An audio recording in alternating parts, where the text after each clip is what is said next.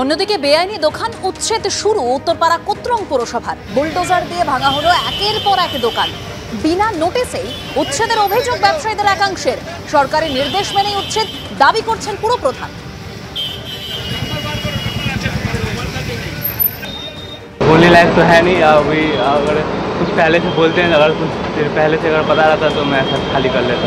সরকারের তরফ থেকে আমাদের যে পরামর্শ বা যে নির্দেশ এসছে, তারপরে ডিস্ট্রিক্ট অ্যাডমিনিস্ট্রেশন, আমাদের মিউনিসিপ্যালিটি, পুলিশ অ্যাডমিনিস্ট্রেশন সকলে বসে মিটিং করে যাতে কারো রুজি রুটির উপরে খুব এফেক্ট না হয়, কিন্তু একই সঙ্গে মানুষ যারা রাস্তা চলাচল করেন তাদেরও কোনো অসুবিধা না হয়, দুটোকে মাথায় রেখেই শহর জুড়ে আমরা চেষ্টা করছি মানুষকে সচেতন করে স্থানীয় জায়গা থেকে ব্যবসা করতে, এবং একই সঙ্গে অপ্রয়োজনীয় যারা রাস্তা দখল করেছেন, ফুটপাথ দখল করেছেন, এনক্রোচমেন্ট করেছেন, পার্মানেন্ট কনস্ট্রাকশন করেছেন, এই ধরনের বিষয়গুলোকে আমরা তাদের কাছে বলছি। দু একটা বিষয় আমরা আজকে উদ্যোগও গ্রহণ করেছি।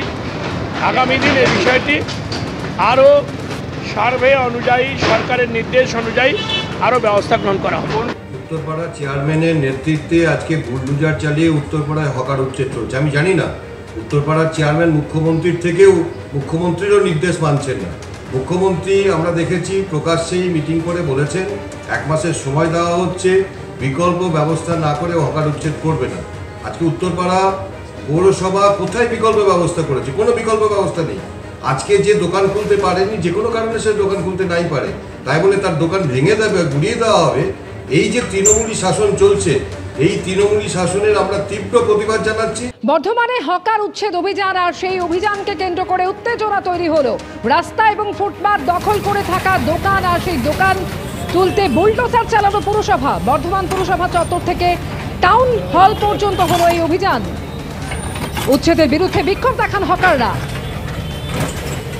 এই ছবি আপনারা দেখতে পাচ্ছেন, বুলডোজার চালানো পুরসভা, যেখানে রাস্তা এবং ফুটপাত দখল করে থাকার অভিযোগ রয়েছে দোকানীদের বিরুদ্ধে।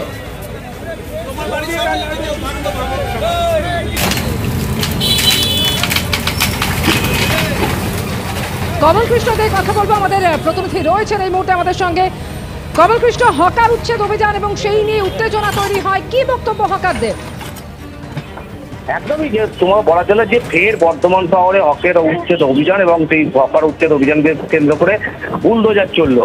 এবং গত সোমবার কিন্তু পুরসভা, জেলা প্রশাসন এবং পুলিশের পক্ষ থেকে অভিযান চালানো হয় এবং জেলখানা মোড় এলাকাতে অভিযান চালানো হয় এবং ফুটপাত দখল করে যে সমস্ত দোকান বা হকাররা বসেছিল তাদেরকে সরিয়ে দেওয়া হয়, এমনকি বুলডোজার চালিয়ে সেই সমস্ত দোকানদার ফেলে দেওয়া হয়। এবং ইতিমধ্যে কিন্তু বেশ কয়েকদিন ধরে পুরসভার পক্ষ থেকে কিন্তু বর্ধমান শহরে বিভিন্ন এলাকায় মাইকিং করা হচ্ছে এবং মাইকিং করে বলা হচ্ছে যে সমস্ত ফুটপাত দখল করে, জবরদখল করে যারা বসে আছে তাদের সরে যাওয়ার কথা বলা হচ্ছে এবং যান চলাচলের সুবিধার জন্য রাস্তা ছেড়ে রাখার কথা বলা হচ্ছে এবং যানবাহন যেন বিভিন্ন জায়গায় ফুটপাতে না রেখে দেওয়ার কথাও বলা হচ্ছে।